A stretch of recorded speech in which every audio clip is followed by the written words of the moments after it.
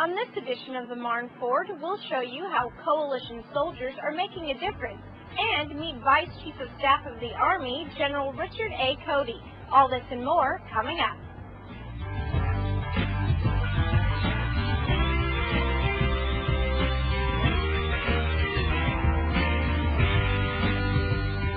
Hello and welcome to this edition of the Marne Forward. I'm Specialist Rebecca Reyes reporting from Baghdad. Here's this week's Marne News Minute.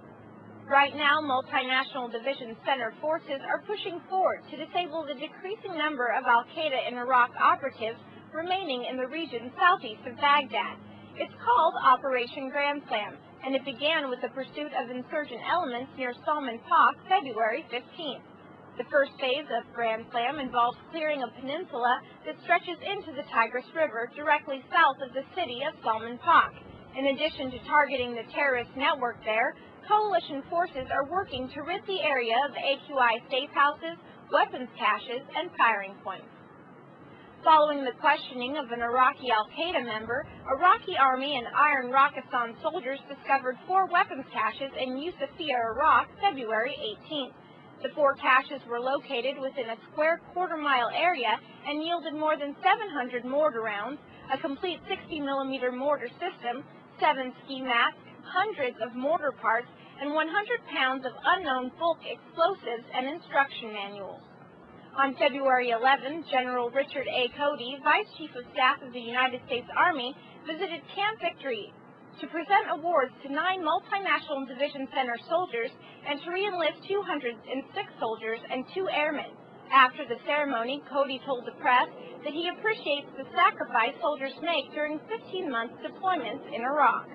These soldiers are performing magnificently in a combat zone. We know that over time we've got to come off of the 15-month deployments because it is too long. And that's your Marne News Minute. Army Staff Sergeant Crystal Cook had this story from Iskandariyah on the efforts of Iraqi police and leading local Sheiks to integrate some members of the Sons of Iraq into the Iraqi Police Forces.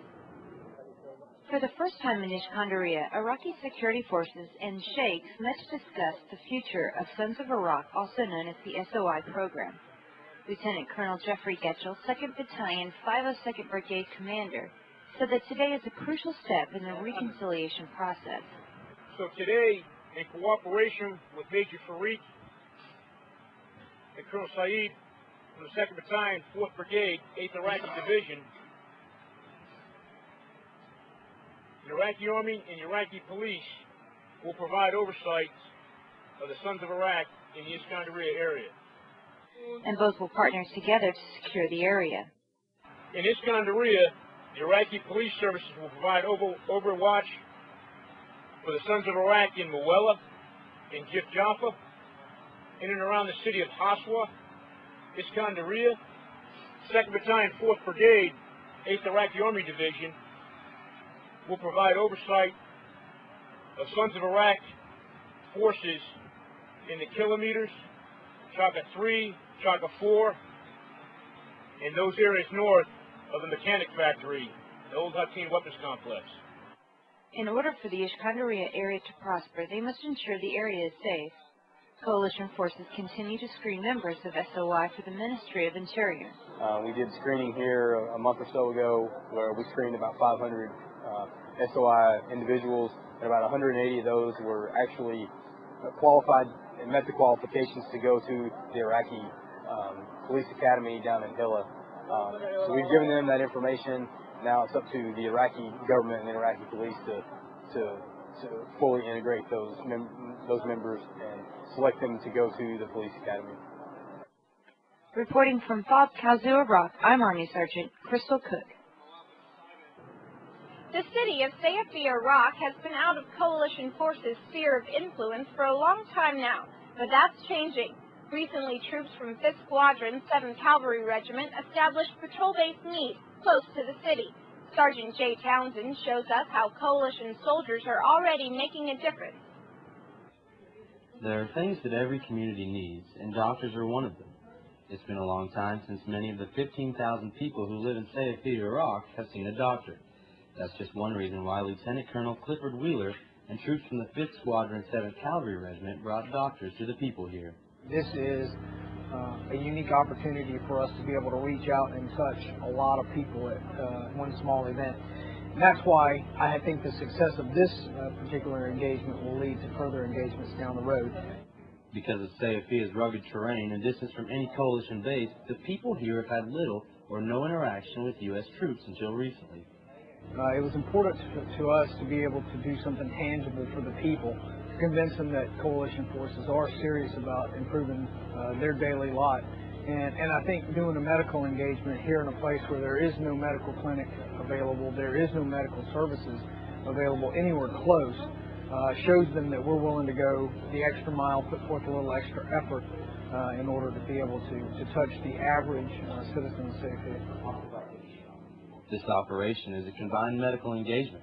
Members from the Sons of Iraq group are providing security, coalition forces brought the supplies, and Iraqi doctors are treating patients. According to First Lieutenant Jose Real, a big part of today's success is having the doctors here. What they provide that we can't provide is the face of the Iraqi medical community to the Iraqi people, in order to empower them, to enable them to trust their own medical providers, their own medical capabilities, and their own medical abilities. According to the doctors, the most common ailments here are caused by poor hygiene and an unclean water source. For 5-7 Cav, getting the city's water purified is one of their top priorities. Reporting from Sayafiya, Iraq, I'm Army Sergeant Jay Townsend. This week, Task Force Marne service members took it to the mat. Specialist Tazania Mouton has this story on the Combatives competition that tested the skills of the troops. Opponents duked it out at the first ever Combatives Tournament at the Sergeant First Class Paul R. Smith Fitness Center on Camp Victory, Iraq. The competition, split into different weight classes, allowed service members to show their skills in hand-to-hand combat. Specialist Marianne Webb from Parma, Ohio, says the competition grew. It went from just a simple, this is just going to be for the STB, let them have a friendly competition, to this is an all-out tournament now. Webb says the outcome was good with 38 people participating in the tournament. Light heavyweight champion Corporal Maurice Tunstall attributed his success to his company being big on physical training. Tunstall says that with the exercise comes a real sense of victory. It was a very good feeling to win today. Represent my brigade and my company out there today. It felt great. Flyweight champion First Lieutenant Alicia Beaumont from Dallas, Texas, says although she was encouraged to join in the sport, she has no regrets. When we're down there practicing, it's a bonding thing, and we compete, we have fun, it's great exercise, it's a fun sport. Each champion has an automatic slot in the All-Army Combatives Tournament held at Fort Benning, Georgia in September. Reporting from Camp Victory, Iraq, I'm Specialist Tazania Mouton. After a break, we'll have more about what happened this week here in Iraq. Stay with us.